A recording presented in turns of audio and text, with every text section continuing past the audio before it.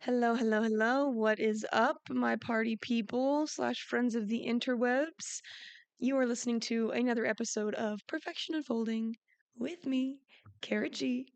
I'm really enjoying that intro every week, so I hope you guys like it. This is the podcast where I've decided that it's basically my digital diary, right? Um, in here, if you're new, welcome. If you've been here, shout out to you. But in this podcast, I talk about the things that are on my mind, the things I'm going through, and also about tools that have helped me self-develop, heal, um, and just live a better, more authentic, holistic life full of love and happiness. And even though like times aren't always perfect, these things that I share with you have seriously helped me level up and continue to help me level up. I don't ever share anything with you guys that I don't personally fully believe in or actually use. So I think rest assured that if it works for me, I know it can work for somebody else, and that somebody else could be you. So welcome to Perfection Unfolding. Um, every week, again, if you're new here, I start the episodes off with a gift of gratitude section. So let's get into it. This looks like getting in a comfy position. So if you're able, I want you to get comfy. I want you to sit up nice and tall wherever you are, whether you're in a chair. I'm sitting on my couch right now.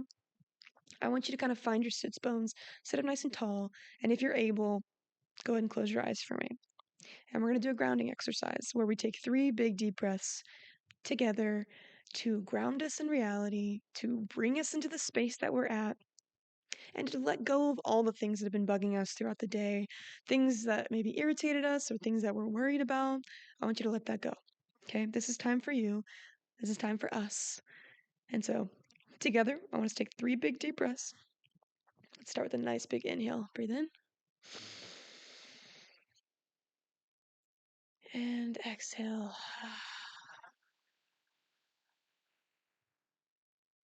And breathe in. Nice big breath. And exhale. Really let your shoulders relax. Let go of the day. And one more breath in. And exhale. Let it all go. I always feel so much better after doing that. And you can open your eyes. And now we're here. Welcome. It's like we're starting all over again. Don't you love that? I love this practice because, as I've said it before in previous episodes, this is a grounding exercise. And by grounding, it's a term that we use to like bring us back into the present moment, right? To ground us where our feet are, to be where we're at. Um, a lot of times in our heads, we're all over the place. We're in the past, we're in the present, we're in the future. We're thinking about things that we did that were cringy 11 years ago. Why are we doing that? It's Is it helpful to remember? No. Unless it was a good memory, then, live there for a little bit. But the present is where life happens. The present is where we can be empowered. It's where we can make choice. Um, and so I try to live there as much as possible because every time I go in the past or the future, anxiety tends to kind of like follow me there. And I'm just like, I don't like this. If it's nothing I can do to change, if there's nothing I can do to change, the past or the future, because neither one of them exist, then I think it's most helpful to live in the present. And so that's a philosophy that I've adapted. And maybe you'll take that with you if that helps. And you can take these breaths at any point in the day. You can take these breaths in the morning, in the afternoon, in between meetings, right? Nobody can take your breath away unless they're physically actively murdering you or they're really hot. I mean, but those two things don't happen very often, if ever. So I can't remember the last time somebody took my breath away. Well, that's a different topic for a different kind of podcast. But anyway, I hope you guys are doing well. I hope that you enjoyed your Monday, that you had a nice, restful, rejuvenating weekend. And if you didn't, every day's a new day. Every day is a new motherfucking day. So if this is your time to be restful and to rejuvenate yourself by listening to this podcast and doing those 3 breaths, and that's all you do, at least you did that for yourself. Um, so let's get into it. So things I'm grateful for. So with the breaths, I also go over things I'm grateful for. Um, and hopefully with those breaths, you did the same. I'm And also, excuse me because I am recording this podcast like a video version for the first time, and I am really distracting myself by looking at myself in the video. I had no idea how distracting it could be to like be able to see yourself. Um, but my gift of gratitude section, let's get into it. So, this week I'm grateful for my home. You guys. I'm back in Dallas officially. That's part of my life updates. I told you that at the beginning of the show. And the amount of gratitude I have for being back in my own space, there's nothing to describe it. There are no words. Okay. Life is about experiencing contrast so you can appreciate the things that you already have. And that's exactly what I did over the last 2.5 months. I experienced so much contrast that when I came home and I walked through my front door and I went to sleep in my bed, I feel like I won the lottery. And maybe that's dramatic, but I don't care because before I went through that experience and like lived in California and like did the whole thing, I complained about my house so much. And now I feel so embarrassed that I did that because it's like, ew, you privileged little brat. You know what I mean? Like, how gross. Like, I would talk about how there wasn't any lighting in here and and like, there were so many renovations that need to be made and blah, blah, blah. And it's like, bitch, first world problems. You know what I mean? Like, what are you complaining about? Your life is amazing. But again, you don't know that if you don't experience anything that contrasts that thought. And like, no hate, no shade on like the situation I was in California, but it's not my own condo. I'll tell you that much. So I'm grateful for my home. God bless this place. I am never going to take this place for granted ever again.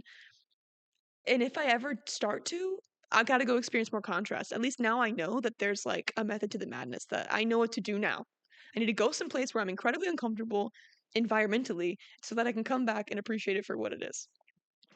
I'm grateful for connecting with people in the wild, right? Today I went out and got my eyebrows threaded because they have been a hot ass mess. Like, in terms of grooming practices, outside of showering and, brushing my teeth, like I have not done the things. Like, I have not done the things. I'm not gonna get into too much detail, but like I have not shaved my legs. You can guess how many other things I haven't shaved. I haven't plucked my eyebrows. I've done nothing because I've been in the California wilderness. Okay. And so today I got my eyebrows threaded and I made a point to like connect with the eyebrow lady. It was literally just me and her in the room. And I've been doing this thing recently. I've been trying it out because I can be really incredibly um like not off-putting, but like I can be very reserved in public if I want to be. And I normally am because I'm just like I'm doing my thing and I'm gonna go home. And today I just thought like because I have this newfound appreciation of being in Texas, being in Dallas, being in my condo, I was like, you know what? Like moving away doesn't change anything. Like it's up to me to build connections with people. And if my biggest thing in my life is like to build connections, then I have to go out of my way to like make the first move, right? If that's my priority, I have to be the one to connect. And so I was just like, hey, I'm Cara, by the way. But now that you're like touching my face and like you're 2 inches away from my mouth, let me tell you that my name is Cara. And she had a mask on because nobody wants to be breathing in my hot breath. And she told me her name and and then for the first time this woman has probably threaded my eyebrows 5 times, right? And that doesn't sound like a lot, but like over the course of probably 3 years she's done this, and she recognized me, and this was the first time that I connected with her. um and because I introduced myself, then she introduced herself. Then we started having this conversation. It was beautiful. And I even told her, I was like, and I told her exactly what I just told you. Like, moving doesn't change anything. Like, if I learned anything in California, that's what I learned. And it's something I already knew. But you can know something and do something, and they're two totally different things. And I was just telling her, like, it's important to build community, like, with the people you live around. Like, we are neighbors, and I have no idea who you are. And you've touched my face, right? And so she was like, yeah. And then we talked about California, and then I said, I hope you have a good rest of your week. And she said, same. And I left, and it was beautiful. So I am grateful for connecting in the wild. And I'm going to be intentional about that, like, moving forward, especially because spring is springing. Spring has sprung in Texas. Like, it's been 85 degrees the last 2 days. I've got the suntan lines on my legs from the park to prove it. And it's my season. Like I literally thaw out and I like come back alive, and I have this energy in me right now that I want to take advantage of like wanting to connect, wanting to speak up, wanting to take up space.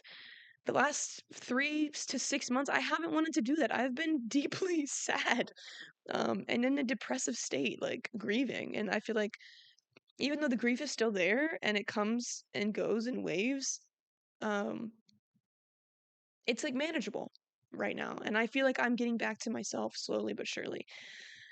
I'm grateful for feel freely expressing myself. So with that conversation, with the threading, um, no, I don't want to call her the threading lady. That sounds terrible. But with the eyebrow artist, um, I also took a dance class yesterday, and when I tell you I drove 20 hours and I sat for 20 hours and my brain like turned to mush driving from California to Texas, I'm not over exaggerating. Like I've had a headache for 3 days because I'm pretty sure I was like staring at the road just like a zombie. Um, and so the first thing I did was I took a dance class. Shout out Slim with Community Sunday. Hashtag not sponsored, but if you're in the Dallas area, check out the classes. They're a lot of fun. Talk about building community. I like the stuff that he's doing over there. Um, but when I took that class, bro, like I felt like I took all the energy from like that 24 hours of driving that I was just like that was potential energy just building up and building up and building up, and I just like I spit it up all over the class. In like a good way though. There was a girl in class, shout out Hannah. She was like, "Girl, you ate that up. You just ate it up." I said, "Girl, you." I said, "What's for lunch?" And then I said, I said, "What's for lunch?" "Girl, you don't know you ate because it's oh my God, I just butchered my own joke. I'm gonna try again. I said, "Girl, what's for lunch?" And I said, and then she said, "I don't know." I said, "You already ate it." It's really bad joke, but just gives you some insight into the kind of person that I am. Um, Again, grateful for dance. It's been top of my list the last 3 weeks. Like, what can I say? I've it's a renaissance for me. Like, I feel like okay, I feel like I'm in a renaissance of my life. And maybe you feel that way too, and maybe it's because I'm approaching 30, maybe it's because I'm on my Saturn return and I'm actually doing the things that the universe wants me to do, because I feel like a lot of Saturn returns are like tumultuous for people, and again, kind of tumultuous for me at this point, considering I just started. It started with a breakup and losing a job. Um, that was super fun. But I feel like I'm in this renaissance with dance and with my personality. Like I feel now kind of like how I felt when I was a kid almost, but like minus the depression. Like just kind of fully coming into form. And a lot of that has to do with just surrendering to my circumstance and with radical acceptance, which we will get into. I'm grateful for, like I said, letting go and surrendering to the universe, for finally figuring out how to embody my fuck it energy. Like a year ago, and I spoke about this on my story this week. Literally this time last year, I came to the conclusion that I was in my fuck it era. Like fuck around and find out, but like in the best way, or like fuck it, I don't care kind of era. I don't care what happens, I'm gonna do what I want era. And a year ago me was onto something, but I didn't know it was gonna take me a year to get here. Like that, I was onto something back then, but I didn't really know how to embody that energy. I didn't know how to embody like just letting it go. And to be honest with you, that's kind of what this whole journey for me over the last 3, 4, 5, 6 months has been, is just like letting go. Like, girl, let go. Let the fuck go. Surrender to your circumstance and then do something about it. Don't keep living in this headspace of like how do I hold on as tight as I can so it doesn't go away? How do I fix it? How do I fix it? It's like, bitch, it's broke. Let it be broke. Right? And so I'm finally surrendering. I'm finally in my fucking energy.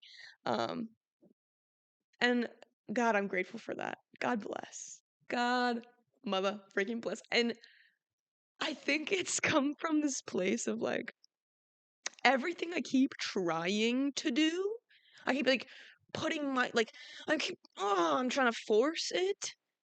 It just keeps blowing up in my face. So I'm like okay, I'm a talented person. I'm an intelligent person. I'm loving. I'm caring. I'm disciplined. I'm organized. Like, I'm all these things. I'm gonna just follow my intuitive pings. I'm gonna pursue it. I'm gonna take some risks, see what happens, because fuck it. Oh, the worst case scenario, I end up back in the mountains somewhere and isolated from the world to figure out my next chapter. I'm not saying that I hit rock bottom, but I'm like, in terms of like, yeah, I mean, but like, in terms of the comparatively to the rest of my life, yeah, like a breakup, a lost job, moving to a place where like you have no one understands you to a degree, and like nobody cares to. I feel like when you're just walking around kind of like a ghost, like to me that feels like rock bottom. um yeah, also other things I'm grateful for time alone. God bless. I spent the day in the park yesterday for about an hour just sunbathing, and I was like, oh, maybe I'll read, and then I was like, no, I don't want to read. I want to rest. And so I did, and it was glorious. Um, I'm grateful for the sun. I'm grateful for this beautiful spring weather. Like I said, spring has sprung in Texas. I'm grateful for synchronicities and ideas and following my intuition, even if it doesn't make any sense, right? That's a big piece of this. Like, following your intuition is very scary and it doesn't make any sense. Following my intuition is what took me to California.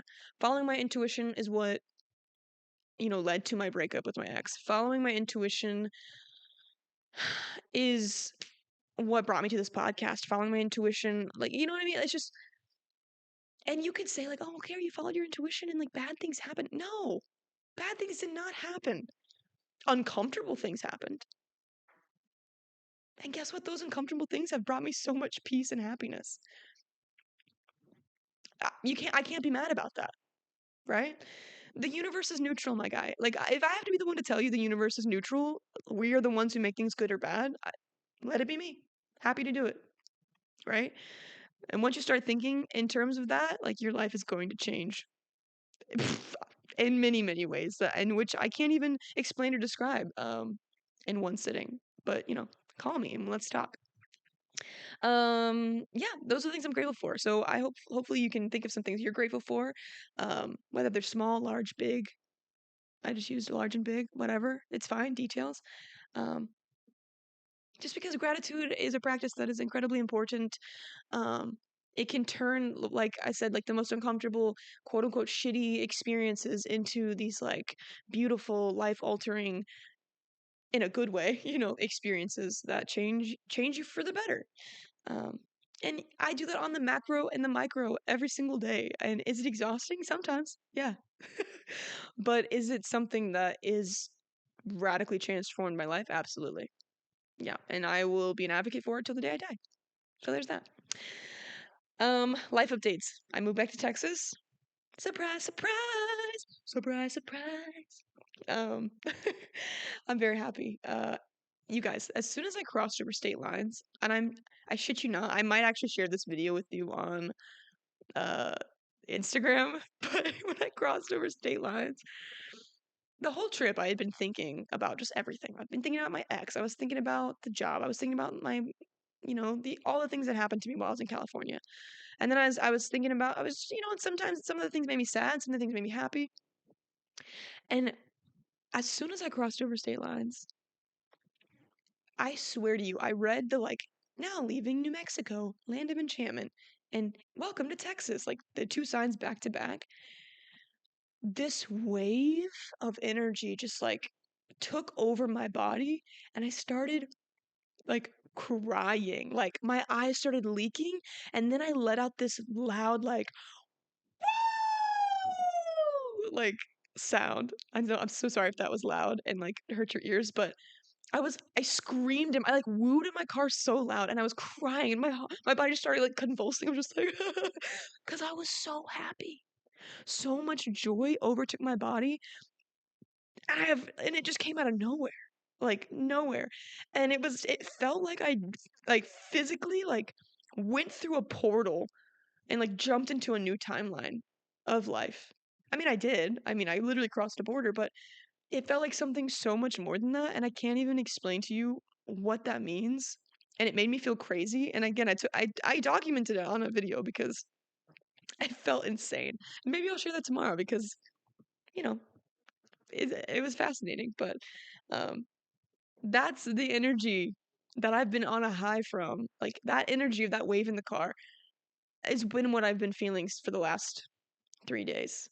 Um, and it felt kind of manic, but like in a good way, right? And like this, it was like this boost I needed to like get me through whatever this next chapter is about to be, because it's so uncertain and I have no idea what's about to happen. I have no, like, I have some leads for jobs, but I didn't when I put my resignation letter in last week. No leads, no interviews, no nothing. And then the day I put my resignation letter in, I had 3 interviews. Or I had 2, and then another one like came, it was an email that came in like a day later. Isn't that wild? Um, so yeah, I'm looking for jobs. I've got a couple interviews I'm excited about. I'm slowly adjusting to life, back to life here. Obviously, lots of unpacking. Today, I went through my closet. I went through my closet before I left, and I got rid of so much shit. I consolidated 3 closets into one, and then today I got 3 trash bags full of stuff that I'm getting rid of. So whether it's recycling my clothes or donating them, I do ThreadUp. Shout out ThreadUp. If you want to sponsor me, that'd be dope. I've been a ThreadUp girly for like at least 6 months now, or before I moved.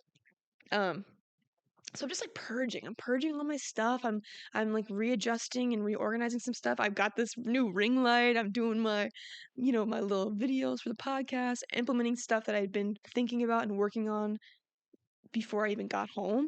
Um, and I'm in the midst of building out all the things I've been dreaming up. Like, guys, like I'm building out this website. I'm building out my services. And at first I was like, I need to get this thing done as fast as humanly possible. And then I thought to myself, I was like, no, I'm not doing that. I don't operate like that. Like I am slow and steady tortoise, you know, like win the race at my own pace kind of girly. Like I do not rush.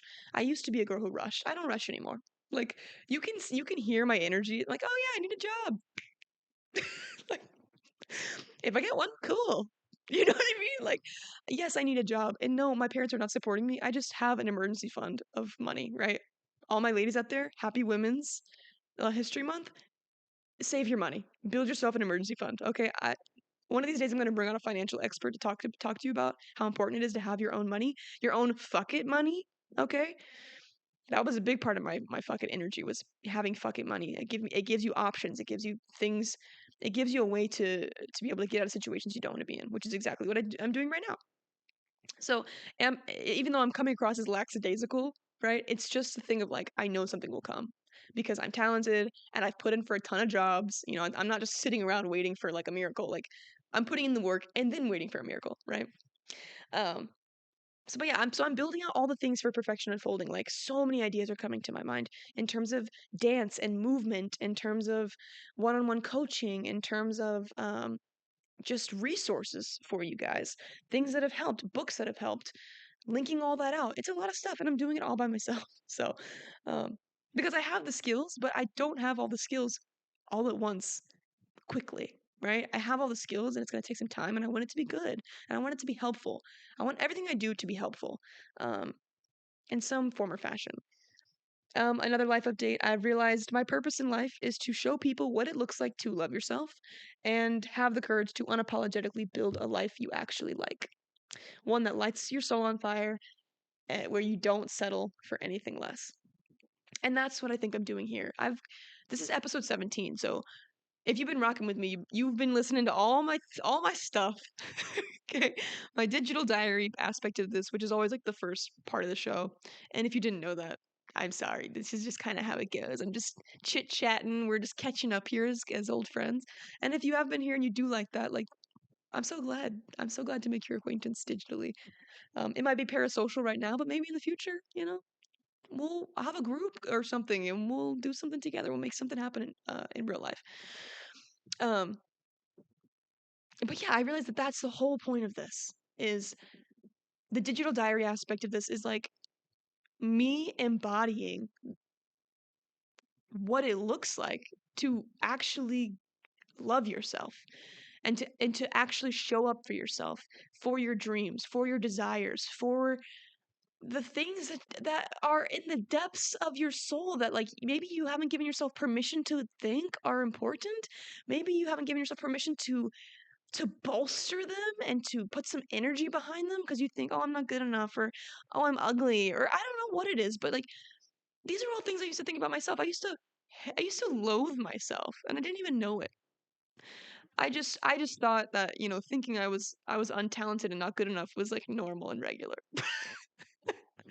It might be an experience that occurs quite often, especially among women.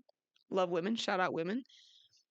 Um, but that's just because we live in a society that tells us that like that they don't just believe in us delusionally, right? They believe like right now, unfortunately, under patriarchy, men are, kind of elevated and led to believe that they can do anything they want. And and society backs them up and lets them be delusional. And that's why they have so much success. They have this delusional, like, mindset. And you know what? A lot of men are super talented, and a lot of women are super talented. I'm not making this a thing about gender, right? I'm not a man hater. I freaking love men, okay? But my whole point is that, like, I used to be a person who didn't like myself, and I used to be a person who didn't believe in myself, and I used to be a person who didn't, who used to just be like, oh, my desires are like, whatever. It's like they're there. Mm. But like I should push them down as far as I can so that I can make room for the other things I'm supposed to do, you know? And I'm not a person who subscribes to any of that. I think all that is a bunch of bullshit, but things that I need that not that I needed to go through, but my whole journey has been about undoing that. It's been like proving to myself time and time again that like I'm worthy and that I'm worth more and that I can do whatever the fuck I want. I mean, to like honestly, the things that I believe about the world and the universe and my experience as a human on Earth, I used to think that it was like life is meaningless and blah blah blah. I don't know if you've ever gone through that phase, but I did go through that phase for like half a second, and then I was like, no, it's not. Life is meant to be lived. Life is about relationships. Life is about being in flow. Life is about creating, bro. Creating. What is life itself? Life itself is creation, right? And as a woman, I'm not saying that your whole purpose is here to make babies, but your purpose is here to create. I'll tell you that much. Because life force lives in your womb, bro, whether there's a baby or not. You have the portal to bring shit into the world. And man, I love you, but you don't have portals. Okay. You don't have creation portals. And the fact that we have the option if we want to bring life into the world or not, like that's a power that even me, I'm childless. I don't even understand how much power that could be. But like my mom does, you know. Um but the whole point is that I know that I'm here to like be the embodiment to showcase what the fuck that looks like. And I was having a conversation with my mom recently, and I kind of was bringing me to tears because I was like,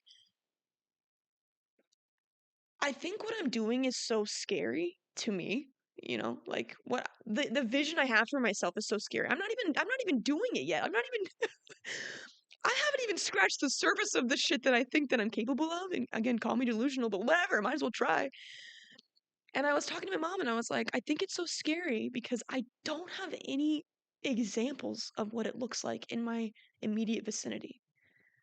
Like, I love my family and they've accomplished so much, but a lot of them have dreams way bigger than the things that they accomplished. Like, I love my mom. I know you're listening to this, mom. She's my number one fan. She's been commenting on all my episodes on Spotify, which you should do if you feel called to. But my mom is brilliant. She's so talented. But she's always had this belief, this like story about herself that she just wasn't good enough, wasn't talented enough, didn't have enough discipline, didn't know how to work hard, like to make her dreams happen, to think that she was even worthy of a dream bigger than the things that she was already doing. And she did a lot of cool shit, right? She was in a band, right? She traveled around for 9 years. She won awards, she was like of the age in the 80s where live bands played in clubs, and they weren't just like a trashy band. They were like the best 80s top 40 band and traveled around Florida and just the South in general. and, played the keyboard and sang vocals and was just hot, right? Generally. Um, and, she's like, yeah, that was cool. I'm really proud of that, but I could have never led a band. I would have, and I'm like, Mom, you almost had me. Like, I'm sitting here just like on the edge of my seat, just like, yes, yes, you're so special and wonderful. And I've always thought these things about you. And then she hits me with something like that. And I'm like, why don't you think you're the most special and wonderful person? Why don't you think you're capable? And then it's like someone like my grandma recently with the conversation I had with her. And this is, I'm being specific with the women in my family because I'm a woman and they're the people I look up to the most on how to be a woman. And again, my grandma having a conversation and she was telling me, yeah, when I was in high school, I think I really wanted to be an actor. I think I would have been really good at that. And I wrote all these letters to all these actors and asked them for their picture and their autograph, and they always sent them to me, and I have a whole folder full of them. She's like, but instead, because my parents told me, college was the answer, instead of going to college, I just went to go work for Prudential for 35 years and retired. And there's nothing wrong with working in insurance, but she had a dream. She had a dream to be an actor, and even though if that sounds delusional, it was worth pursuing, bro. Insurance isn't going anywhere. It's not going anywhere. It's gonna be there whether your dreams come true or they fail. But it's so that's like my grandma, and then it's like my aunt was a dancer and she ended up probably getting an injury or something. I think, and she ended up joining the military. An honorable act, an honorable job, something she's incredibly proud of, something that I've bragged about since my childhood. Like, yeah, my aunt was a Marine. She's a badass. But had this dream to be an artist, right? Even my dad, a career military man, had like this ping when he was in high school when he did a play. He's like, I did the musical my senior year and that was a lot of fun. I probably would have really liked doing that. But instead he joined the Navy at 17 and then was in the Navy and then got out and then did a whole bunch of odd jobs, then joined the Army and got out. Now he works for the government. You know what I mean? So it's like all these people who had a dream, who had this like desire deep within their gut that they didn't get a chance to really let it breathe. And that's what I'm here to do. I'm here to fuck around and find out. I'm here to see what happens when I give my dreams some breath, when I breathe life into it. And it's bringing me, and I'm gonna cry because I have no idea what the fuck I'm doing. All I know is that I want to help people, and I want people to be happy, and I want people to love themselves, and I want them to accept themselves, and I want them to have the confidence to do whatever they want, whatever that is. There's no right or wrong answer. There is just your truth. And it's whether or not you have the courage to live in your truth or not. And what's true for me is that I'm a dancer. I've always been a dancer. I've been a mover. I've been obnoxious. I've been a performer my whole entire life. I had that thing that my grandma had, that my dad had, and my mom had. Oh, I'm gonna cry. But then when I was a teenager, I gave it up. I just thought that's for other people. That's not for me. I got discouraged, you know? And even when I was in college, like I still danced, but I gained a bunch of weight and I got depressed and dance wasn't giving what it used to give because I wasn't giving what I used to give. I just kind of let the world beat me down and time passed and it just kept passing and kept passing. And I went on this whole journey. I'm still on a journey. And now I'm 28, right? And I'm like, am I going to dance for Beyonce?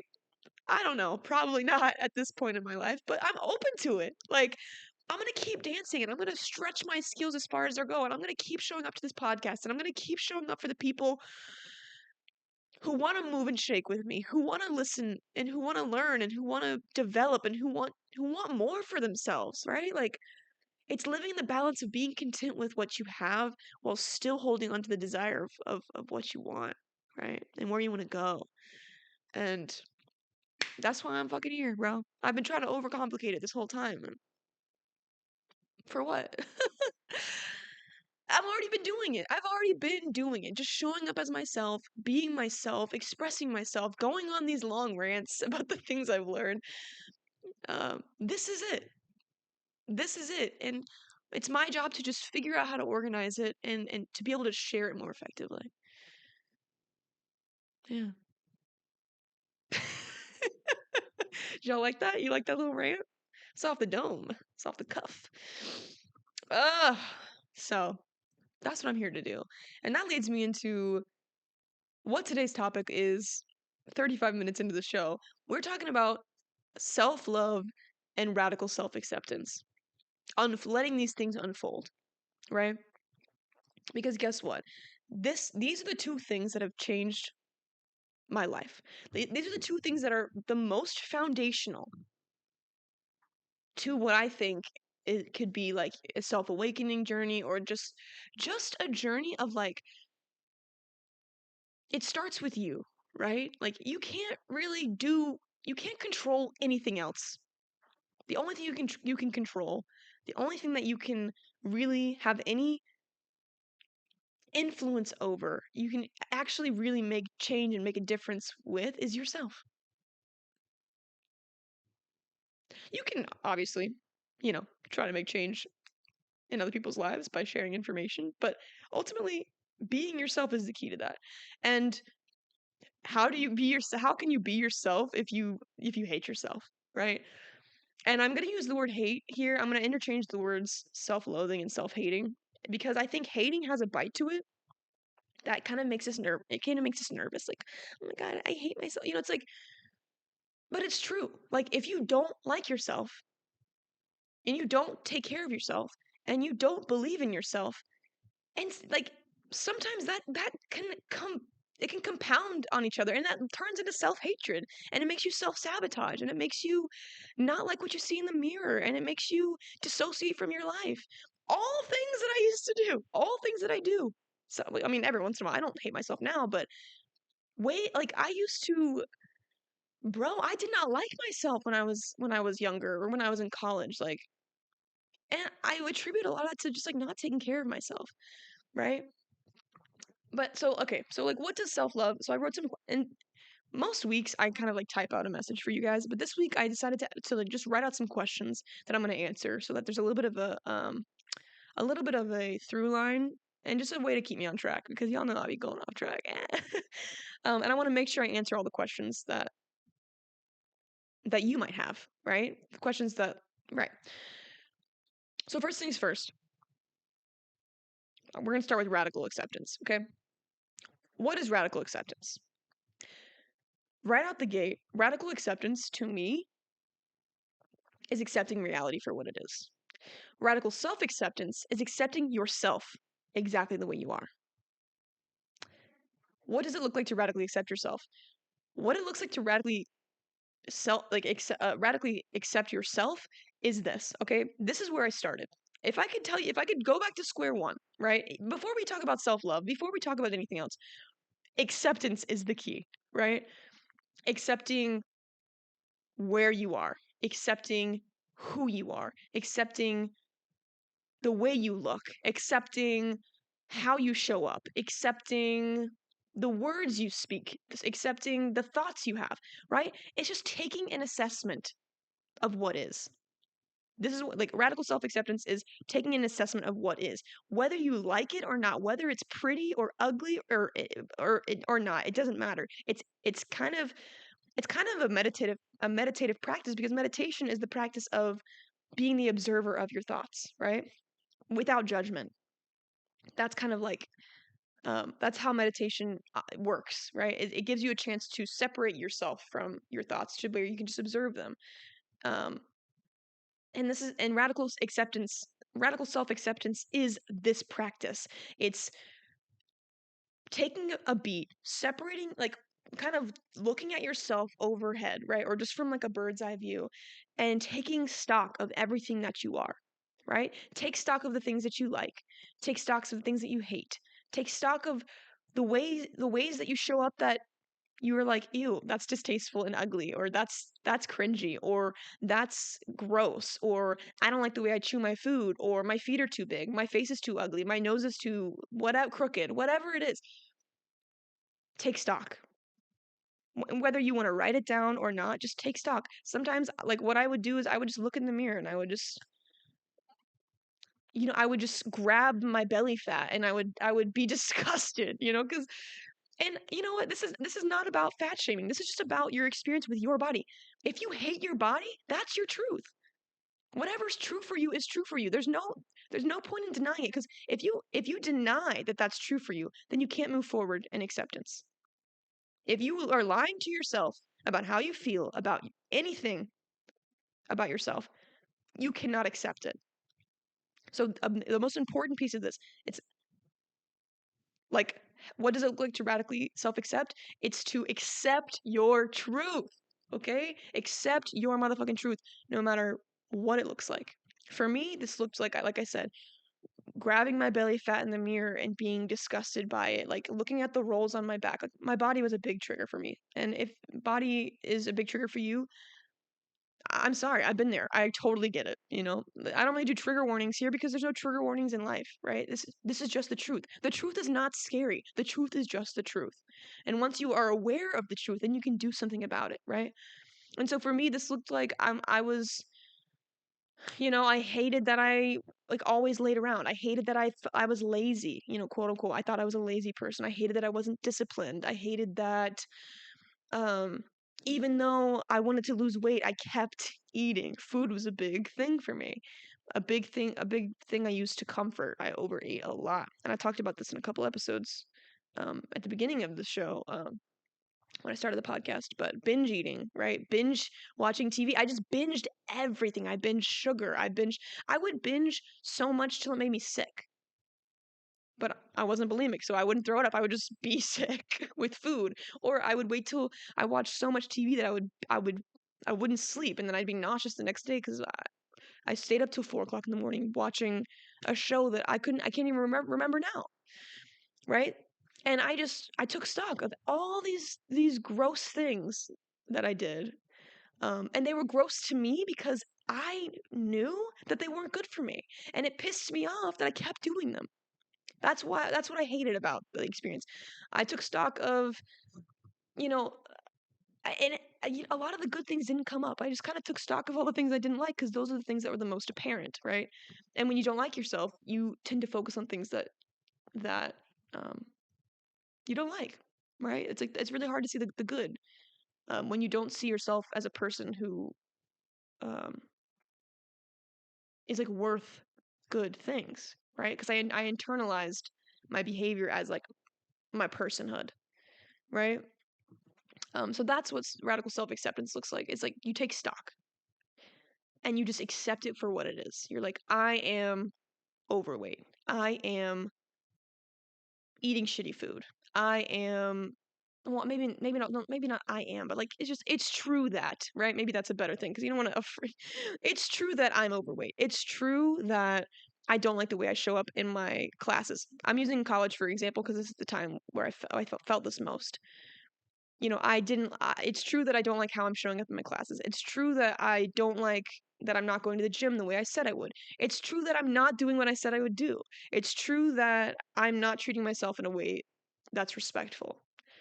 It's true that, you know, it just all these things. And I just accepted it for what it is. And it made it less scary. You know what I mean? Like like the acceptance made it less scary because it's like, oh, like I've been avoiding this truth and now that it's out in the open, like, okay, weird. Um,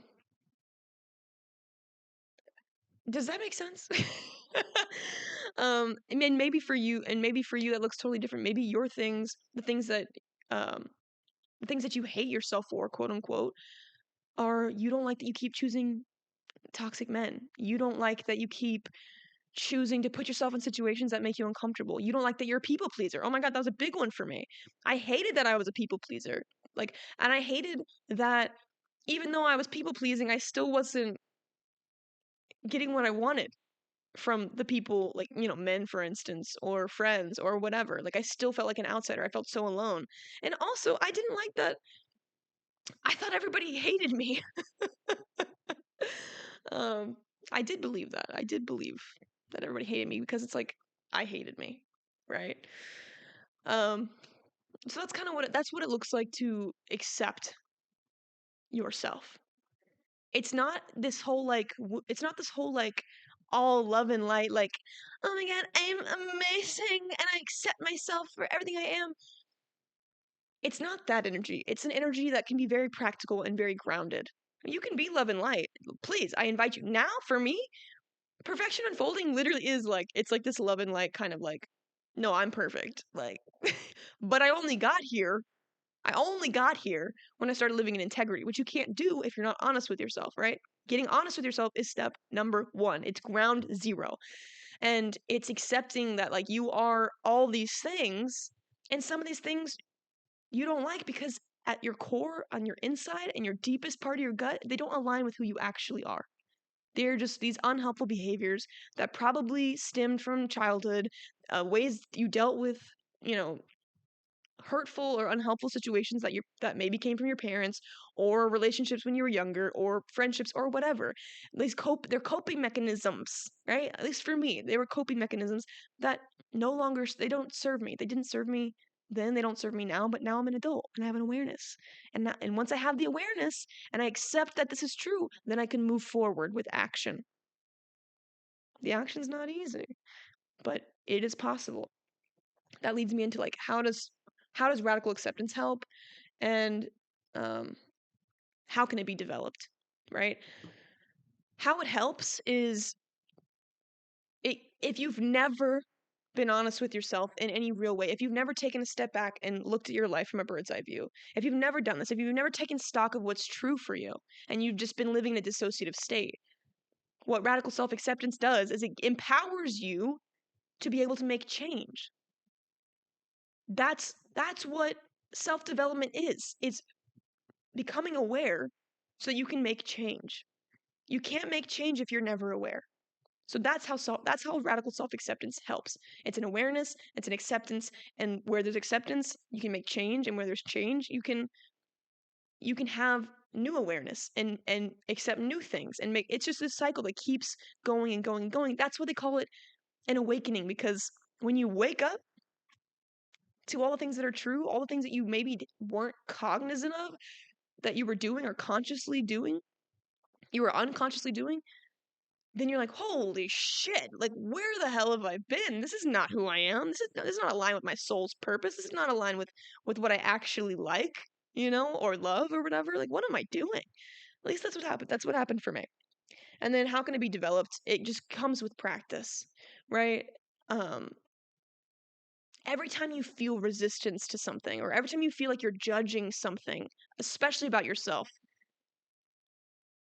like, that's an opportunity for you to be like, whoa, let me step back. This is happening, but this is temporary. Everything is temporary. And I think that's also a big piece of this when it comes to self-development, when it comes to like getting to a place that you don't like into a place that you do like, is that everything is temporary and everything is a choice, right? That's where the empowerment comes into place, that you can choose anything. You can choose whatever you want. And not choosing is still a choice, right? Dissociating, still a choice. Life is still happening, whether you are an active participant or not, right? So that's a big piece of it, is knowing that everything's temporary. Like that was so helpful for me in my body dysmorphia journey. I 100% had body dysmorphia, but what's funny is that I like to say that I had body dysmorphia in reverse, like inversely, because I always thought I was way thinner than I was. Still body dysmorphia, but really, really, like, it's probably the more helpful version of body dysmorphia for living every day, but like really unhelpful when you see pictures of yourself. Like, and a lot of women might relate to that, but like I really thought I was like doing something, and then I'd see a picture and be like, I'm a disgusting cow. Gross. Not helpful language, not language I use anymore, but language I used back then. Another piece of this is like using language that isn't judgmental and isn't nasty, right? What I was going to say earlier is like a big practice for me that helped me with my body, specifically with my face, right? I used to wear makeup every single day when I was in high school. Back when my skin was actually good. Like, I have more acne now as an adult than I did in high school. And that's probably for reasons having to do with my gut that I'm trying to work through, but I wore makeup every day. I wore red lipstick, and I wore makeup, like face foundation and a winged eyeliner and red lipstick almost every single day. Like a full beat. And it was a form of self-expression, but it was also like I didn't not wear makeup because I felt like I was ugly without it. right? Like, that's not fun. That's not a fun way to wear makeup. Again, I think a lot of women can relate to this. And a big thing for me that helped me specifically with my face was like, it's my face. My face is my face. What good is it, or how unhelpful is it for me to hate my face? It's my face, right? And my face without makeup is still my face. And that might not make sense to you right now, but I swear to you, if you start thinking like in terms of like, my face is my mother's face, my face is my grandmother's face, my face is my ancestors' face, and my face comes from like hundreds and thousands of years of people loving each other. You know, whether it was like a good lay and it just kind of made a baby or not, that's not my problem. Okay. There was enough love to make this face. And and I came to a point, I think in college, or maybe even after I graduated college, so like years past high school, like 5 years after having this realization of it's my face and really practicing and and and challenging myself to not wear makeup, that I really started, like, the less I wore makeup, the more I liked my face. The more I looked at my bare face, the more I liked it, right? And I'm a person, these eyebrows are drawn on, right? Uh, but I have no problem going without makeup. Do I like makeup? Yes. Do I wear makeup? Yes, I do. And I love makeup. I love putting on a brow and a winged eyeliner and a red lip and some blush and going out and like being that girl. But I don't do it because I'm insecure. I'll go to the club with no makeup on. I don't give a fuck, you know? But that's how I am now. And it took, you know, me years of practice of just being like, it's my face, and just letting that part go, just letting it go. Because I'm like, however you perceive me is none of my business. It's how I perceive me. And you might be a person who likes the way you look in makeup, and that's beautiful. And you please love makeup, wear makeup. But I challenge you to also like I challenge you to like and even love the way your face looks without it. You know, like challenge yourself, right? That's something that helped me. And then I just moved that same philosophy to my body. This is my body right now. This is the way my body looks right now. Do I like it? No. Is it temporary? Yeah. Yeah, it is. And I just would accept my body where it was at and then work towards where I wanted to be. And that took me a lot longer. Because you know, fitness and health and stuff, that is a bio individual experience. Everybody needs different things, and different things work for different people. And for me, whether I was working out or not, like that mantra of like everything's temporary, like this is what I look like right now. Okay, I accept that. I'm not gonna look like this forever. You know, that kind of gave me peace. And some of you might think like, oh my God, like your body's perfect and beautiful, and like like you were so cute even when you were, you know, at any size. Thank you. I love that. But what was true for me is that I didn't feel healthy in my body. And my ultimate goal eventually turned into like, it moved from being skinny to like just thin for no reason to being healthy. And I knew that I was not healthy in my body because my body wasn't a body that could dance very well, because I would run out of breath and I couldn't move the way I wanted to move. And to me, if my body, knowing myself, isn't one that can dance, then that's not a body that I want to be in for very long. Right? So like that, you know what I mean? So like we all have different goals and we all have these different desires. Um, do I think just wanting to be smaller for the sake of being smaller is a healthy goal? No. Do I think wanting to be healthy and then the symptom turns into becoming smaller is a better goal? Yeah, I do. That's coming from my health coach perspective.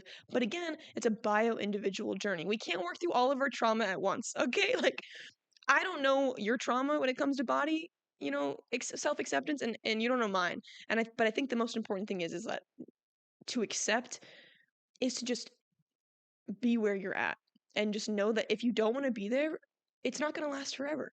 And that's the truth. Nothing does. Um, but once you know that, once you know where you're at and you know where you want to go, then you can start making empowered change. And that is the most important piece of this. Okay. That's self-acceptance. That's radical acceptance, right? It's like, and I put the radical in there because it's like, no matter what, you're like, this is what it is. I accept that this is the truth. It's not where I want to be. And I'm gonna make moves towards where I want to be, right? Radical self-acceptance. Self-love. What is self-love? I think, at least in my personal experience, pardon me, I just burped a little bit. Oops. Self-love is a symptom. It's like, I didn't write out a specific definition for this. First and foremost, self-love only really works when it's unconditional, right? And it comes from this deep, deep, deep core, like life force energy ball inside of, I think, inside of you. Like it's your soul. And I think it's always there, whether we know it or not. I think self-love is what keeps us alive. Even when we're like when we're totally checked out of our conscious mind, when we're dissociating, I think self-love is that thing that is always pushing you to be better, to do better, to want more, to take care of yourself better. It's kind of like it's the thing that we confuse it's kind of how do I say this? Self-loathing comes from self-love, right? And I spoke about this a little bit in like one of my first couple episodes. You only hate yourself because you know you're not meeting your own standard. And that standard comes from somewhere inside of you that like you can't really pinpoint, but it's just always been there. That's like the core of you. It's the inner you. It's the higher you. It's the spiritual you. It's your soul. Your soul's like, no, this is not for you. Stop doing this. Stop doing this. Stop overeating. Stop hating yourself. Stop. You know what I mean? Like you're so much more than this. You're blah blah. And that's why, because we're not meeting those standards, we start to hate ourselves and we start to like not like what we see in the mirror. But we don't realize that it's because we're not meeting our standard, right? We just think it's because it's who we are. We just don't like the cards we were given. You know, we live in a very unempowered state, kind of a victim mentality state, until we start doing the things that we know we're meant to do, and we start taking care of ourselves in the way that we said we would, and we start doing those things, and then you start building this reputation with yourself. And I think the more you accept yourself, the more change you make, the more you follow the path and direction that you know you're meant to be on. I think the self-love starts to reveal itself to you. It starts to unfold, right? It was never not there, but you just weren't aware of it. You weren't aligned with it, right? And maybe that makes sense and maybe that doesn't, but it makes sense to me. That's kind of how it worked for me, is that as I started doing what I said I was going to do, as I accepted myself for exactly who I was, and lived in my reality and started showing up for myself in ways that felt good, in ways that like aligned with the person that I knew I wanted to be, I knew I was meant to be, and I'm still doing to this day. I'm still practicing every day. I'm trying to become that person that is like aligned with my highest version, right? Who could be anyone in any direction, but I'm just following my intuitive pings, right? The self-love has it's just been unfolding for me more and more and more and more, to now I'm at a place of unconditional love. The unconditional love has always been there, but now I recognize it and I feel it, and it's known and it's true, and it comes from, and it unfolds yourself when you start respecting yourself more, and you start holding boundaries, and you start speaking your truth and living in integrity.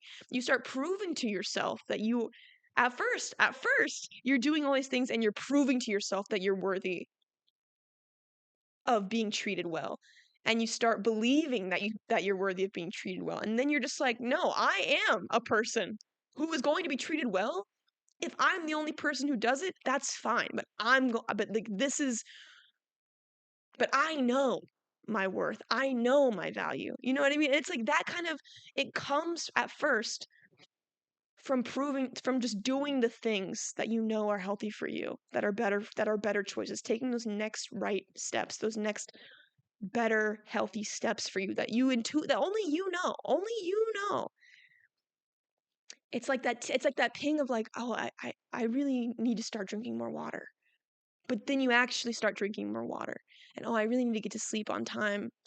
But then you actually start sleeping on time. And you're like, oh well, I think I want some flowers for Valentine's Day, but then you buy yourself the flowers. You know what I mean? Like, it's not that the self-love, you can't just wake up one morning. I mean, if you can, great, wonderful. But I'm not trying to tell you that you just wake up one morning, I love myself. And you just say those affirmations to yourself in the mirror until you believe them. I love myself so much. But it's so silly. Like, that's not going to work. Okay? Like, you need proof that you're lovable. And that might sound fucked up to say, but like, if you hate yourself, if you hate your body, if you hate the way you think, if you think you're stupid, if you think you're dumb, if you think you're untalented, you need to prove to yourself that those things are not true. You need evidence. Unfortunately, at first, because when we're first coming into this experience of radical self-acceptance and dabbling in the act of self-love, you need proof. And what's hilarious is that it doesn't matter what anybody else says. People can love you. People can be like, you are the best thing since sliced bread, and you are amazing, and I love you so much, and you light up rooms. Funny how that doesn't matter. It's funny how the only person whose opinion you really care about is your own. So it's up to you to do the things that would impress yourself. And that thing could be as small as waking up at the same time every day and doing a morning routine. And that morning routine could just be, I brushed my teeth. Because people who hate themselves usually depressed. It's really fucking hard to be depressed. Really fucking hard. But you know what's harder? Sorry, no, that wasn't the thing I wanted to say. I wanted to say, because my brain just did like a inverse loop-de-loop. I was gonna say, it's really fucking hard to take care of yourself. It's really hard. It's really hard to do the things that you say you're gonna do, to start the podcast, to brush the hair, to brush the teeth, to show up to work on time, to show up for yourself, to cook for yourself, to bathe yourself. I mean, sometimes when you're depressed, even showering is a fucking chore, right? It's really hard. But you know what's harder? Being depressed. What's harder is hating yourself and feeling like a shell of a person. That's hard. It's heavy and it's sticky and it's like, there's no worse feeling than feeling like if you died, nothing would change. That's really fucking hard. Is to really believe that. I'm a person who believes that. For a solid chunk of my life, I really believed that. It didn't matter how many people came up to me and were like, Karen, you're amazing. You're a light. You're a great dancer. You're so this, you're so that. It did not matter. It did not matter. Because the spark in me, I hadn't lit it. My pilot light was just hanging out. And thank God my pilot light never went out, because then I would be dead and then I wouldn't be here sharing with you. And even though I would never have followed through with it, just being in that space of wanting to die, that is what motivates me to be alive. And I am very, I'm getting emotional. I'm very grateful for that. Not grateful for depression, but I'm very grateful for like the contrast. Because I think that's why I live life so full out now. You know? And I was a person that if anything would have happened like that, if everyone would have been like, oh my God, like how the hell? Like Cara was so happy. She's so happy. I'm happy now. I would be confused now if that were to happen, because I'd be like, yo, I'm fine. You know? But I just got one on a whole tangent. Like the contrast that experience gave me is why I've been so adamant of reverse engineering my life, of figuring out how to be here, figuring out how to love myself, figuring out how to do the things I said I was going to do, figuring out what my purpose is, figuring out how to be better at relationships. I've been just figuring it out for years. And I forgot what I was talking about, because that's I don't know. But essentially, I think my point was you have to prove to yourself that you're a person worth taking care of. You have to prove to yourself that you're a person worth loving. You have to become the person who loves yourself to prove to yourself that you are worth loving. Isn't that funny how that works? How does self-love change your life? Once you've built that reputation with yourself and you've started taking care of yourself, and I do think self-love is a big piece of it comes from taking care of your fucking self. Treating yourself, it's a mindset shift of like, I am like, it's, oh my God, my brain is going crazy. Can you tell I'm passionate? Are you still with me?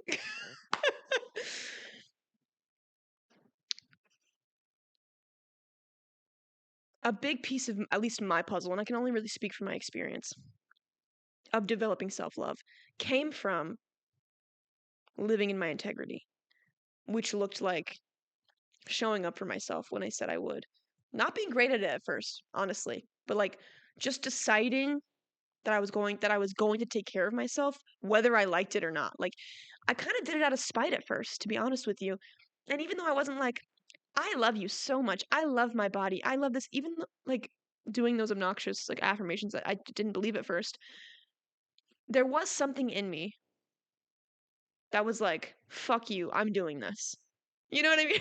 It's like having a conversation with me, myself, and I of like, I don't know what you've been doing, but this is not working for me anymore. And I would like have this knockdown drag out with myself in the mirror. Um, I'd just be like, bitch, like, this is not it. Like, and I would say like, I love you, but, and so maybe, maybe I did have that, like a foundational, um, kind of self-love, but she came to me in the form of a bully. She bullied me. And then I took care of myself out of spite. Or, well, she took care of me out of spite because she was like, no, no, what is this? Why have we not changed our sheets in a month and a half? That's disgusting, you dirty little whore. You know what I mean? Like, it's like that voice that now to me is like playful and like I work with her. Like that was the beginning of it, was doing things out of spite. Like I don't give a fuck if you don't want to do this. Like we're not eating Nutella and French bread again. You've had diarrhea for a week. You weirdo. This is not healthy. Sitting in bed and watching Netflix and eating shit, it's not it. Being drunk all the time? Bitch, no wonder why you're so chunky. You're averaging 5 margaritas a week during the weekday, not even including the weekends. And these margaritas are the size of your head. So it just, I kind of had this energy. I made it more playful. I made it less like, oh my God, today we're going to wake up and we're going to take care of ourselves and everything's going to be glorious. And then I would like fail and I would just, crash and burn. That's not how I approached it. I approached it with this like kind of playful, like bitchy energy. Like that's kind of more my vibe. I think life is hilarious and I tend to work better with humor. And I think most people would agree. And even though I had that energy, I was still very gentle with myself whenever I would mess up. Now, again, those first couple years, I fucked up a lot. I did not meet my own standard for a very long time, and even to this day, I only just now got to the point where I am disciplined enough to follow through on the things that I want to do pretty regularly. I'm like when I'm failing fast, so it's like it'll be like a little thing here and then I'll like recover. But back in the day, it was like, oh, I didn't go to the gym for the third day, even though I told myself I was going to work out every single day. And so then I would just give up and go back to binge eating and laying around. Like that happened over and over and over and over and over and over and over and over and over again. So a big key to this is practice. You have to practice, but you have to keep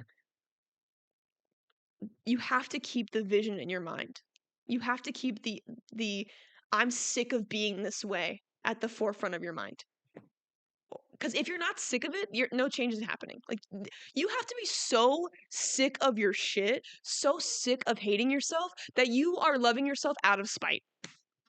Like at least this was the way for me. Like I just got so pissed off that I was living this life that I found totally disgusting and like had this body that I found totally disgusting. I was like, no wonder I'm not having sex. I don't want to fuck myself.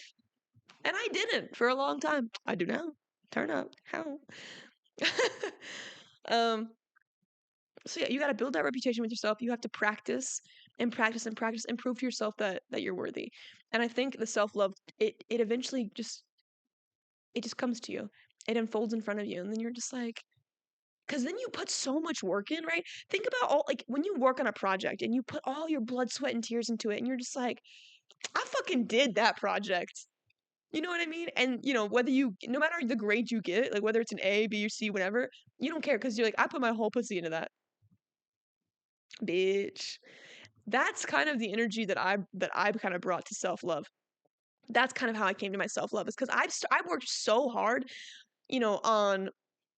on the food I was feeding myself and the exercise I was giving my body, and again, not being perfect at it, but like even not being perfect at it took a lot out of me. It took a lot of energy. It took a lot of mental space. It took a lot of time. It took a lot of patience. A lot of practice, and like at some point I was like, bitch, you did that. I started losing a little bit of weight. I went vegan for like 5 years, which totally changed the way I eat food. I'm not vegan anymore, plot twist. But it changed the way I showed up. It taught me how to cook. I bought cookbooks. I listened to podcasts about relationships. I read books. I still read books. I still listen to podcasts. You know what I mean? Like, I just keep showing up and keep doing the thing every single fucking day. It used to be like once a week, and then it was like 2 days a week, and then it went to like 3 days. It wasn't exactly like that precise. But like that, I just kind of slowly started compounding and adding and adding and adding until eventually I was like, I'm that motherfucking bitch. I take care of me. And if I take care of me this well, everybody else around me has to take care of me this well too, or I'm not doing it, And that's why I just fucking love myself now, because I'm like, bitch, like, you care. I love you. We are that bitch. And I talk to myself like I'm 3 people now, because it takes a village. And that village is all within my brain. So anyway, that's that rant. I have other questions on here. Why is self-love important? If you haven't picked it up by now, like, once you have this foundation of self-love, bro, I just don't think you guys understand how much of a cheat code self-love is. Once you fucking love yourself, you can love everything. Because think about this. When you hate yourself, what else do you hate? Most things. You hate most things. You hate the way you show up for your hobbies, your creativity. You probably don't like a lot of your friends, or you have a lot of friends who aren't good for you. And by good, I mean who aren't helpful.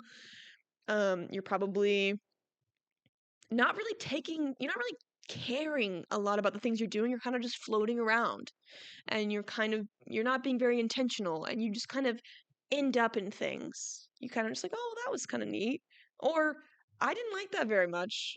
Or maybe you're actively in a position where you're like, I don't like this. Like, maybe you're in a relationship, right? With somebody who also doesn't like you. Bro, been there. What the fuck? How does that happen? So when you hate yourself, like, there's just a lot of things that you're willing to put up with. There's a lot of things that you're willing to. You're like, oh well, I feel like dying anyway. Fuck it. Like, you're more risky. You're more like risky in an unhelpful way. You, excuse me, I got like a stuffy nose. Blah. I think you can kind of just think to yourself, like, when I hated myself, like, did I like my life? I don't know. There are some highly successful people who have done some really cool shit who hate themselves, and like all the things that they've accomplished still don't matter. Isn't that interesting? Again, like I said before, all the accolades, all the praise doesn't matter, because you don't like you. So why would you care if anybody else liked you? And the worst part is that when you don't like you, sometimes all you're chasing is the validation of others. And it's still not enough. So the opposite of that, when you love yourself, bitch, no one can tell you shit. Okay, that's step number 1. No one can tell you shit. Like, when you start loving yourself, you start expressing yourself a lot more in the way that you dress, in the way that you speak. You stop lying, right? Because a big thing for example, a big thing for me, I was a people pleaser, right? I did seek validation from others. I needed everyone to like me because I needed them to validate and to prove me wrong. I needed them to prove to me that I was a likable, lovable person and that I was good enough and that I was smart. And anytime they didn't give that to me, I would have a mental breakdown. Yeah, I would be like, oh my God, like, they do think that I'm stupid. They do think I'm untalented. And like, they're validating all of my worst fears about myself. You know what I mean? Like, and I just was not a full person. I was a shell of a person. It was like I was made out of straw. Like, you could just blow down my house because even in my creativity, like I said before in a couple episodes ago, like I performed for my validation. I performed for, like, my creativity was all performance. It was all for making money. It was all for everyone else and not for me. um Partially because I was a kid and I didn't understand, but I learned very quickly as a child that if I performed, I would get validation and attention and love and affection. And I was right, but what I didn't know was that I wouldn't matter. um so how it changes your life is like, oh, I know what I was saying. I forgot what I was saying. I'm sweating because I turned my air off. And so, oh my God, I'm wearing a sweatshirt because I made it. A walking paradox. And it doesn't even matter. But what I was going to say was I was a people pleaser before. And so, like, as long as other people were loving me, like, I would keep doing what I was doing. And a lot of things that I was doing to please everybody, including people who I probably wouldn't have liked if I loved myself. Oh my God, I keep losing my train of thought. I'm being so annoying. What the hell? In a loving way, right? um, oh my God, Jesus Christ, I had a whole point. I missed it like 2 times. My point was I used to be a people pleaser. And the thing about people pleasing is that I've learned is that it's kind of a form of manipulation because I had to change the way that I was in order to receive love and affection from other people.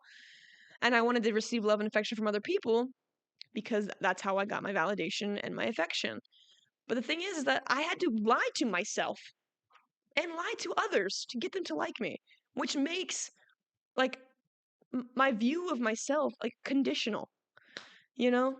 And I had a better point, but now I'm just over the whole thing. But but my whole point is that when you love yourself, it affects how you make better relationships. You start choosing jobs where you're respected. You start surrounding yourself with other people who love you instead of other people who don't like you. You start matching energies with people who actually enjoy who you are. You start speaking your truth because, again, this is the point I was trying to make with people pleasing. You're not afraid of being unliked. You don't need to people please because you only want to attract people who like you for who you are, not for who you aren't. Imagine you lived in a world like that where you just spoke unapologetically your truth. Oh my, I just got here. I've only been here in this reality where I'm living in integrity with my truth, with my words. It's been like 3 years. Like, that's it. I'm 28. 25 years of my life I spent, at least in some form or fashion, lying to myself or lying to others in some way, shape, or form to get them to like me. And even though, like, and with the truth telling, right, with speaking my truth, I've been unapologetically myself much longer, but I've been a bit of a people pleaser and a bit of a codependent in romantic relationships. That's what took me the longest. Up until this last relationship last year, the end of last year, I realized in hindsight that I still had some codependent kind of like people pleasery-esque things happening. Like, I would only and like part of me thinks that I did those things as a way of being kind, of, like, speaking my truth in a more kind way. Another parts of me, I was like, I feel like I was just doing that so that I wouldn't lose love. But either way, it doesn't matter because I was still, even in my last relationship, it was difficult, but it was the first time that I really practiced speaking my truth, my whole truth, without fear, with a romantic partner. And I'm very proud of that. I'm very fucking proud of that. There was not a single thing that I did not say that I wanted to say. And I said them in a time that was like I said them in a timely manner that where I didn't wait months or mull over like, oh my God, like what is he gonna think of me? And what if this ruins our relationship? It's like, if it's going to be ruined, it's not gonna be because you spoke the truth. It's gonna be ruined if you don't speak the truth. And what's worse, you're in a relationship, like your partner's in a relationship with somebody they don't even know. No, I'm not doing that. So that's how your life changed. Your life changes when you love yourself in the best possible way. Like nothing unhelpful in terms of the grand scheme of your life can happen when you speak your truth. Now, they can put you in uncomfortable situations, but those uncomfortable situations usually are brought to your attention because it is probably a misalignment.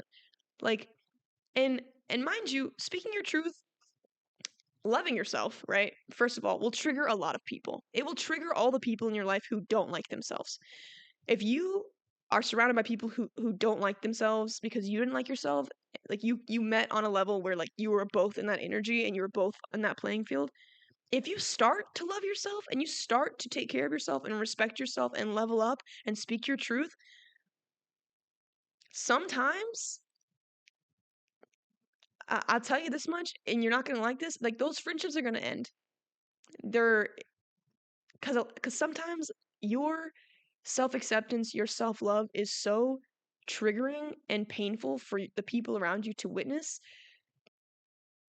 that it makes they makes them so jealous and so resentful that they're gonna pick fights with you, and you just have to gonna have to come to the conclusion that like you don't like me anymore. You don't like this new version of me that I love, and so I'm gonna have to let you go, homie. And you can either accept that's the truth and move on and lick your wounds, or you can stay in those relationships and placate to them and make yourself small. And I feel like that's just not the best avenue, but it's your journey. You know what I mean? And and some of this stuff is really painful. Again, the acceptance, big piece of this puzzle. It helps along the way. Like this just is the truth. No one's at fault. I'm gonna be this way, you gonna go that way, and that's okay. And it's gonna be painful and there's gonna be heartbreak, but it's okay. So just know that that is like a caveat. Like it's if everybody if it was easy, everyone would be doing it. You know what I mean? Like self-love is already hard enough to come to like on a personal journey. Once you start like integrating it into your life and sharing it with people, you're gonna see how many things pop off. Like you're gonna start attracting people who love you, and you're gonna start like um detracting, I don't even know if that's a word, the people who don't. And sometimes the people you thought loved you are gonna turn into people, turns out no they don't. They just liked the misery, the company that you gave them in their misery. um so that's how your life changes. Like it's all for the better. It's just hard to see that at first. It's like that hindsight's 2020 kind of thing. Will self-love actually help, and how can it be developed? I think I've made a case for how self-love actually helps. um some more examples look like um on like a holistic level, like it rocks your shit. Like it's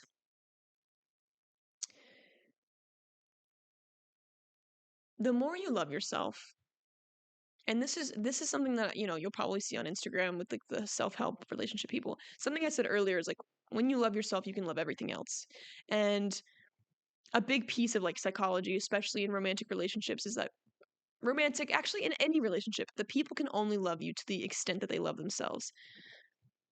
And that's not to say that you don't deserve love when you don't love yourself, but it is to say that if you only love yourself this much, and I'm like putting my hands up for people who can't see, this much, like 50%, and then your partner, your romantic partner, or your friend, or anybody else that you know and love, loves you 100%, you're only going to be able to love them 50%, and then they're going to be begging you for that extra 50. They're going to be doing everything they can. Please, can you just love me 50 more percent? Like I love you so much, and it just seems like you don't, and you're gonna be stuck there like, I really want to love you that extra 50%, but I just don't know how. Like I just can't. I don't have it in me.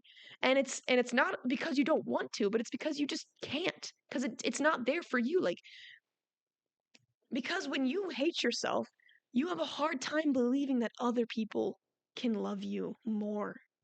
then you love yourself. You're like, because you're always looking for confirmation bias, right?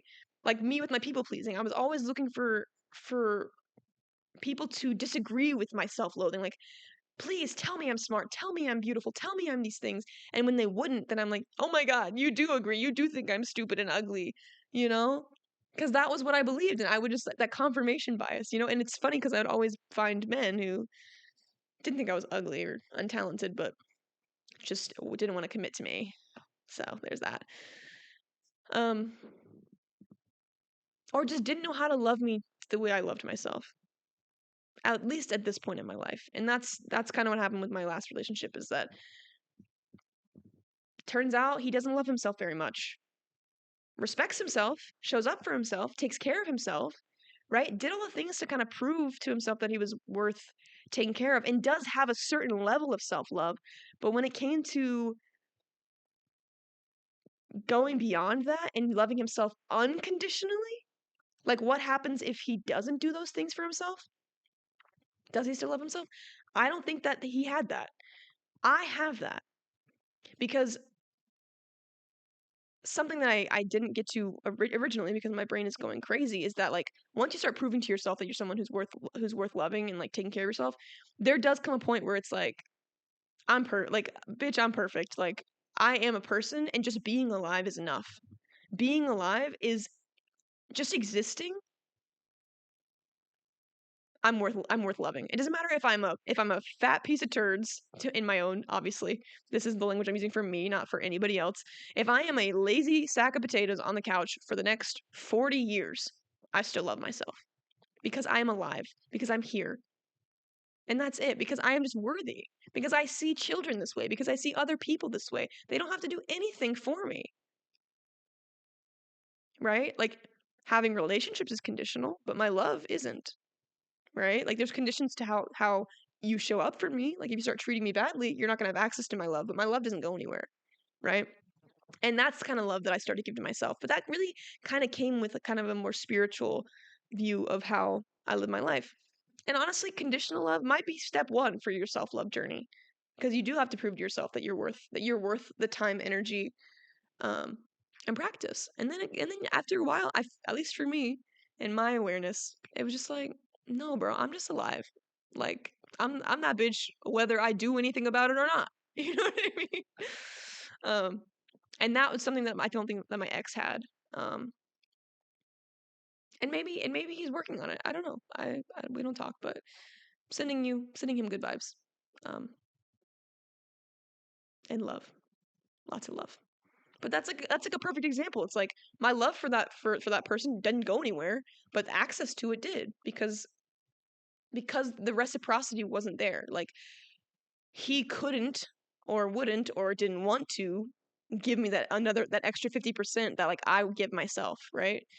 And so without that reciprocity, like the access to my love has to subside, because it's not sustainable. I can't just keep giving him 100%, and him giving me 50. It just doesn't work like that.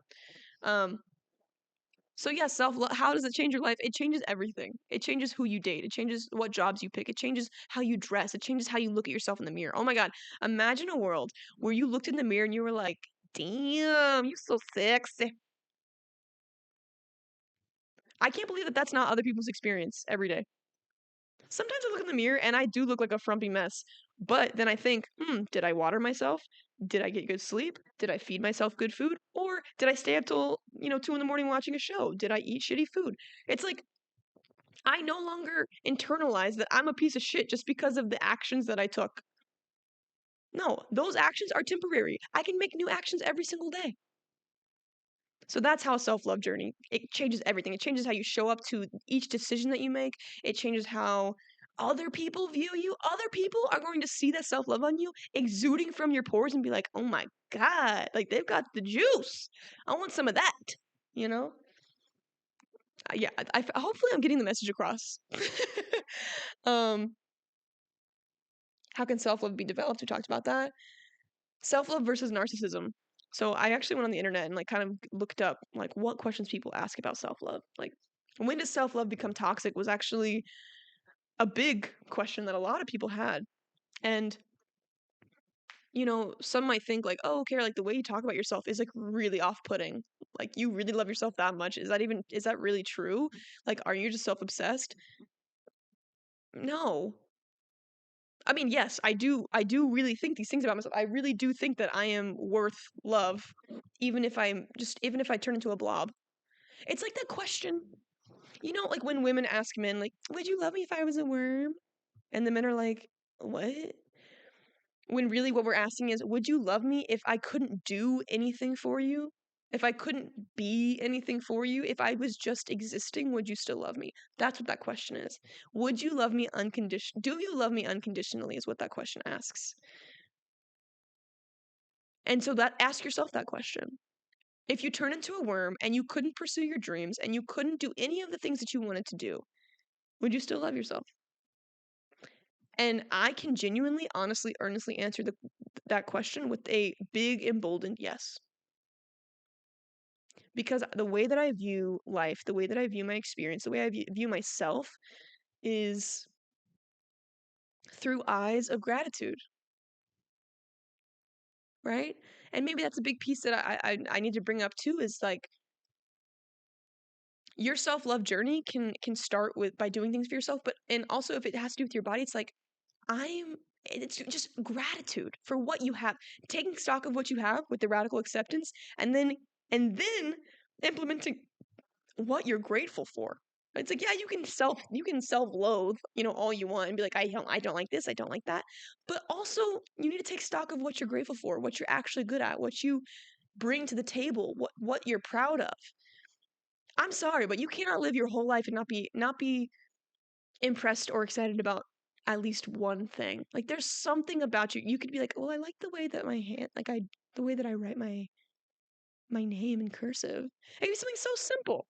But like that glimmer is like a glimmer of hope that you can multiply and multiply and multiply and multiply. Um, Self-love versus narcissism, right? So and this is not a narcissistic practice, okay? Loving yourself, no, being self-centered and being self-serving is not the same as self-love, right? And you can serve yourself in terms of like taking care of yourself and putting your needs first. Like that is not narcissistic to do, okay? It is more helpful for you to take care of yourself first so that then your well is full and then you can share that well with anyone and everyone that you would like to your heart's content. But if your well is bone dry because you're not taking care of yourself, now that's selfish. Because then you're not doing anyone any favors. Like you're not doing yourself any favors. You're not doing like the people you love any favors. You know what I mean? Like people, especially women. Oh my God, women. Do we just think like, oh, well, the kids are first. Oh, my husband's first. Oh, my family's first. No, bitch, it's you. You're first. If you can't show up for you, how can anybody else? How can you trust yourself to show up for anybody else? Hmm? If you can't show up for you, then you're not going to show up for anybody else in a way that's helpful. And then if you do use all your resources, if you do gas yourself out, doing everything for everybody else, you're just gonna resent them because you feel like shit. And then you're gonna resent them because they're not filling your cup the way you're filling their cup. But guess what? It's not anybody else's responsibility to fill your cup. It's yours. If anything, it's the most responsible thing you can do versus self-serving, you know? So no, it is not a narcissistic practice.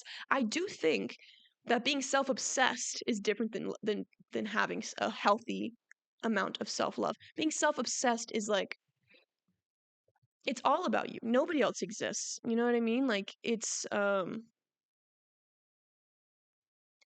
I think of self-obsessed, I think like you're obsessed with how you present. You're obsessed with what you can do. Whereas self-love is just having a love for who you are as a person, regardless of what you can do, regardless of who you've been, of who you know, of anything in like the material world. Is just having love for your soul, for the core human, for the way you think, for the way you create, for the way you show up, you know? Like your perspective. Yeah. So, no, it's not. No, bruh. Don't come for me. Self-love is dope. It's self-love healing. What does it look like to love yourself? Yeah, self-love is healing. Jesus Christ. I mean, one of the things that I told myself, one of the things that pisses me off, that makes me really passionate about this subject, it's like the whole savior complex thing, right? Like as little girls, like I'm sure you've heard of the trope of like, the princess and waiting for someone to save her, right? And marry her and kiss her and make her life all better. Someone's going to come save her. Someone's going to give her unconditional love. Someone's going to give her true love and she's going to be saved. You know what makes me upset? Is the fact that none of us, well, I'm not saying none of us, a lot of the times, that someone is us. It's ourself. But what a lot of us do is we don't think of ourself as being someone who can save us. We don't think of ourselves as someone at all a lot of the times, which is why a lot of us get frozen and stuck in the state of like a victim mentality of like, well, well, I just wish someone could save me. It's just too hard. It's too difficult. Bitch, you are resilient. And you want to know how I know that? It's because you are someone. You are the someone worth saving. You're the someone who can save you. You are the someone who can make the change, who can accept who you are, who can love who you are, who can make new choices, who can take in new information, make new choices, and change your life. That is someone is you. You are someone worth saving. You are someone who can save you. And that by itself, just healing that, just that by itself, a more empowered life. A life where you can self-develop, a life where you have more awareness, a life where you take responsibility for your experience. That's where the true empowerment comes in, is when you take full fucking responsibility for your experience in the best way. It can be scary at first, but then it's like me a couple weeks ago, I was like, I could either have this like, oh my God, like it's all on me energy, or oh my God, like it's all on me. Holy shit, how exciting, you know? That's how it can change your life. That's how it can heal you.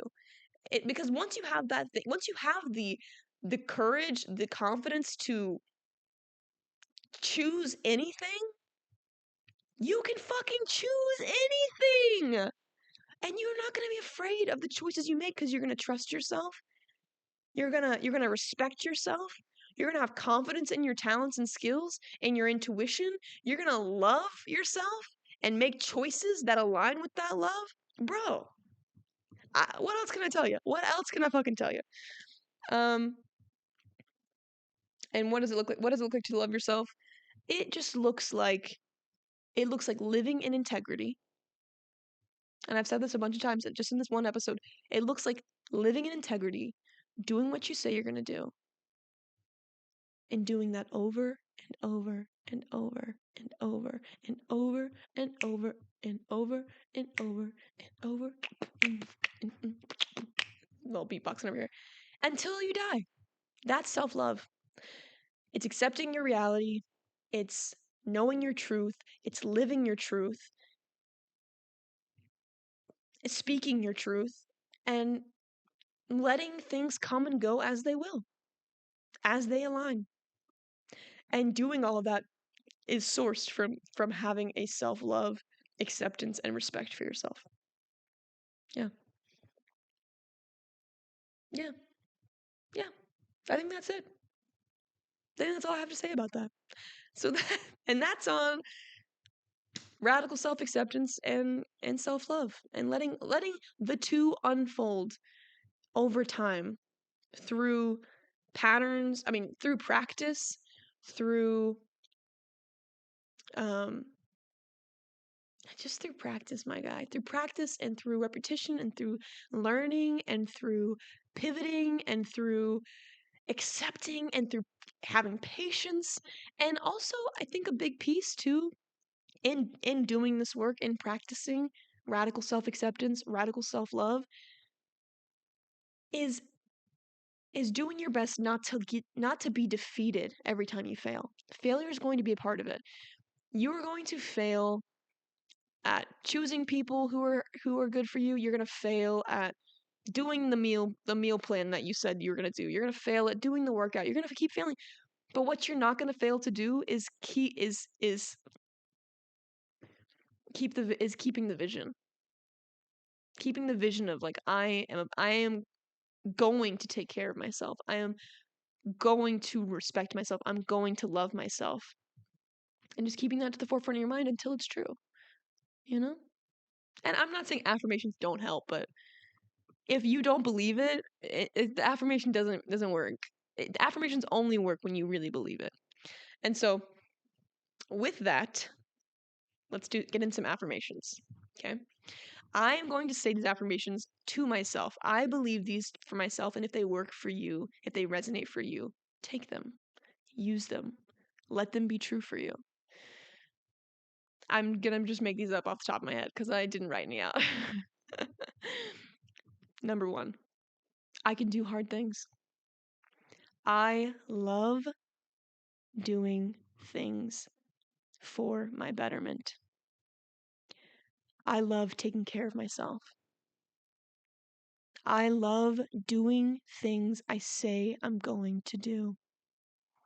I can do hard things. I'm grateful for the contrast that life provides. I'm grateful for the opportunity to experience contrast when it leads me to the path I'm meant for. I can do hard things. I embrace discomfort and increase my capacity for it every day. I can do hard things. I love you. I take care of you. You are my why. You are my purpose. I will love you to the best of my ability and to continue my capacity for feeling it every day. I open myself to more abundance, to more love, and to more success every day. Thank you. I love you. And with that, that is our show. Oh my God. Holy shit.